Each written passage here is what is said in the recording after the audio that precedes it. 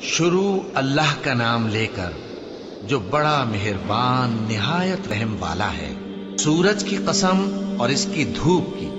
اور چاند کی جب وہ اس کے پیچھے چلے، اور دن کی جب وہ اسے روشن کر دے، اور رات کی جب وہ اسے چھپا لے، اور آسمان کی اور اس ذات کی جس نے اسے بنایا، اور زمین کی اور اس ذات کی جس نے اسے پھیلایا،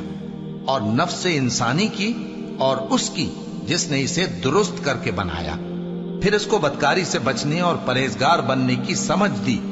کہ جس نے اپنے نفس کو پاک رکھا وہ مراد کو پہنچا، اور جس نے اسے خاک میں ملایا وہ نامراد رہا۔ قوم سمود نے اپنی سرکشی کے سبب پیغمبر کو جھٹلایا۔ جب ان میں سے ایک نہایت بدبخت اٹھا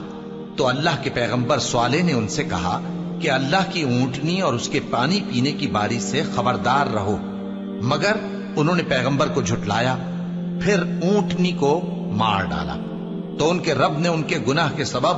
ان کو نیست و نابود کر دیا، پھر سب کو برابر کر دیا، اور اللہ کو ان کے بدلہ لینے کا کچھ بھی ڈر نہیں۔